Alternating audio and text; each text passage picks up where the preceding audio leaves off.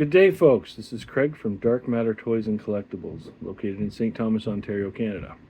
I've had a brick and mortar toy and collectible store for the last 8 years. It's been nothing but fun. I've met some wonderful people, and today I'm going to do my first ever toy review. And I figured, what do we start with? I mean, there's a million things that would be so cool to share with you. After a little bit of thinking, I thought I would set up this little display here you can see. So I think we know where we're going with our first review. Now, I didn't think I'd start with the best first. I thought I'd start with something pretty darn cool, though. I thought we'd start with the second in command for the Decepticons. Prior to the movie, anyway. So first off, I'd just love to show you this beautiful box art.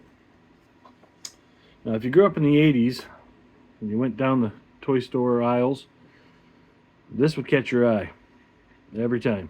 I mean, beautiful box art. This box is in, I'd say, decent condition. No real rips or tears or anything. A little bit of separation there, but that's honestly pretty much all that's wrong with it. The proof of purchase is still intact. Now, for those of you who don't know who this is Starscream, second in command to Megatron. Alright, now this is what he looks like in warrior robot mode. As you can see, he's in very good condition. Pristine stickers. Missile launchers ready to fight and battle for Energon against the Autobots. So, just to give you a quick rundown, Starscream is second in command until the movies, which I think that was heartbreaking for all of us, wasn't it? I know I was sitting in the theater with one of my best friends at the time, and my heart just broke. You know, for those of you who haven't seen the 1984 classic Transformers movie, We Got the Touch. I don't want to spoil it for you, but it has affected me for many years, and I still have a hard time watching it. Anyway, going back to Starscream, so this is him in robot mode. Now, I want to point out, inside this little canopy here, is the one piece that always seems to be missing whenever I get this figure. So it's a really good place to save and store your landing gear. Speaking of landing gear, let's get to transforming. So the first thing we're going to do from robot mode, we're going to take the missile launchers off. And of course, with fragile plastic, you always want to be a little gentle. Okay, so step one. Step two, let's take these hands off. And they're on there firmly. This toy has not been played with much. So now we've got hands off. Now, the tricky part is the head, which turns into the front of the jet. So we're going to rotate him, okay, through the arm.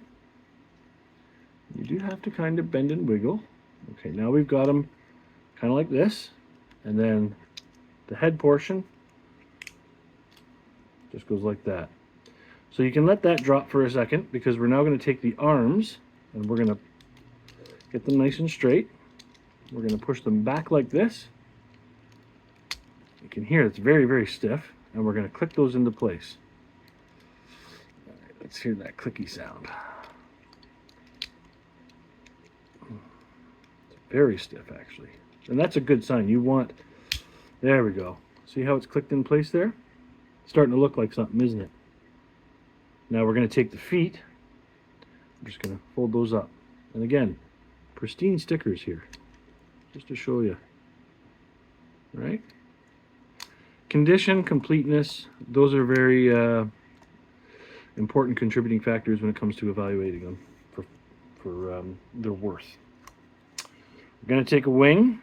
Going to put that on the right side. Going to put the left wing on the left side. Now it's really starting to look like something you'd see in a movie or cartoon, maybe Top Gun, right? And from there, we are going to put this landing gear back on. This will stabilize it when it's in jet mode for display purposes. And again, that's a piece that's always missing, just always missing.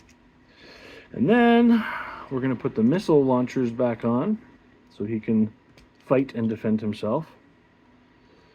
Now, a lot of times he would fight the Autobots, but once in a while he would fight with his fearless leader, Megatron. And we're going to get to him someday soon.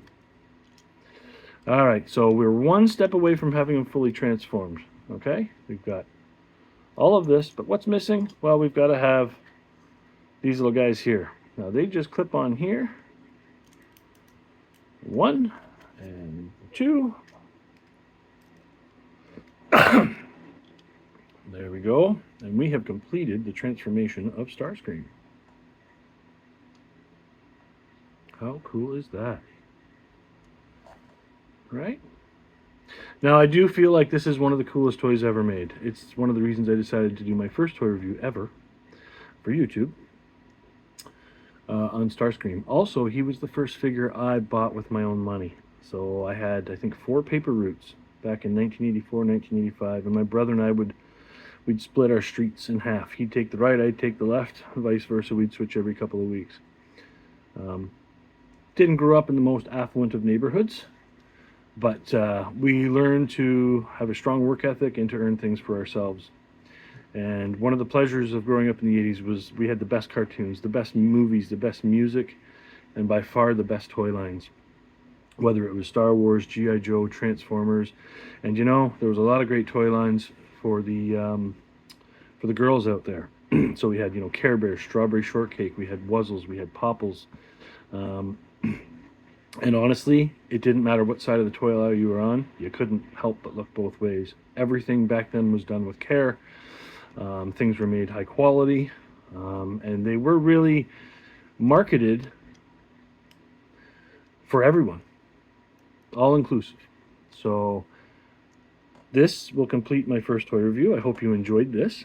If you would like to like, follow, and share, that would be much appreciated.